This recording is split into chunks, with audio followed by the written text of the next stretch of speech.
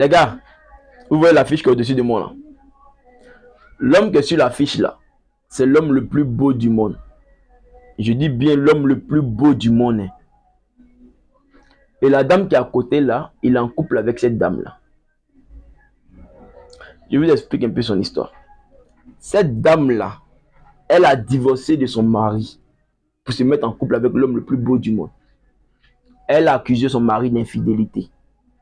Et ils ont divisé les biens de son mari en deux. Elle a pris la moitié, son mari a pris la moitié. Et elle s'est mise en couple avec l'homme le plus beau du monde. L'homme le plus beau du monde, c'est lui, il est riche. Hein? Il a tout ce qu'un homme désire. Et quelques années plus tard, cette dame-là, elle trompe l'homme le plus beau du monde avec son ex-mari.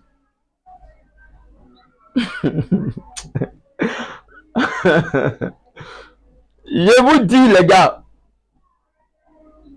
si l'homme le plus beau du monde est trompé, nous, nous on est qui? Nous, on est quoi? Nous, on est où? Pourquoi ils vont nous faire cadeau? Pour ne pas qu'on nous trompe. Nous, on est qui? L'homme, il est riche. Il est grand de taille. Il est musclé, il est sexy. C'est-à-dire, il est au top. Mais ils l'ont trompé. Bon, c'est pas toi, c'est pas moi, là. Ils vont laisser.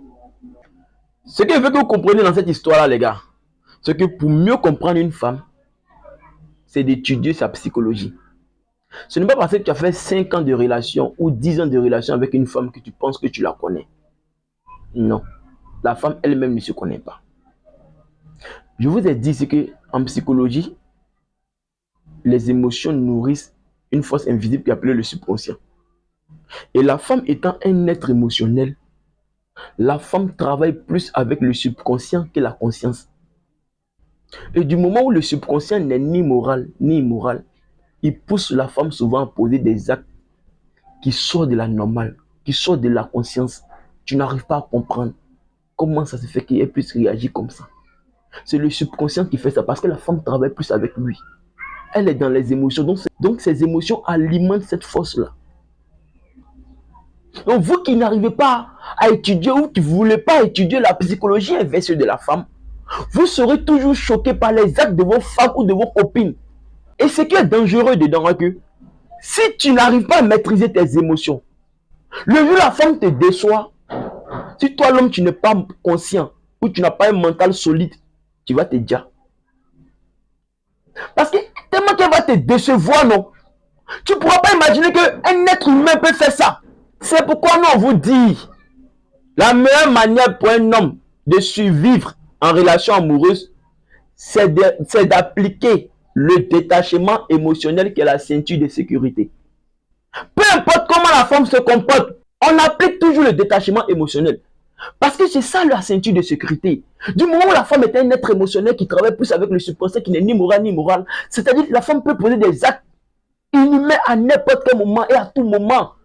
Donc elle peut te surprendre de nulle part. Ça peut sortir dans le dos. Donc toi l'homme, tu ne pourrais pas être surpris de ces genres de comportements-là. Tu appliques le détachement émotionnel qui est ta ceinture de sécurité. Mais ça ne veut pas dire que tu n'aimes pas cette femme ou tu ne l'apprécies pas ou bien tu veux te méfier d'elle. Ça n'a rien à voir. C'est de l'autosécurité en fait. Tu te protèges toi-même.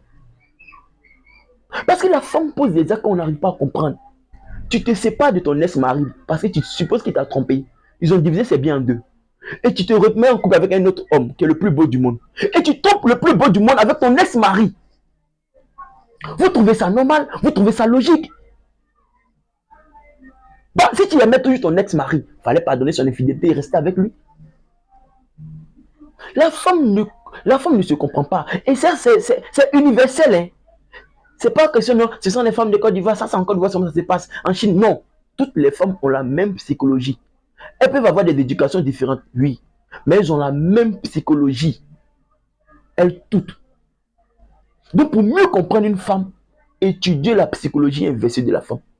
C'est pourquoi je vous ai dit ce mois de janvier, là, jusqu'au mois de février, jusqu'à fin février, toutes mes formations que je ferai les dimanches vont se porter sur la psychologie inversée de la femme.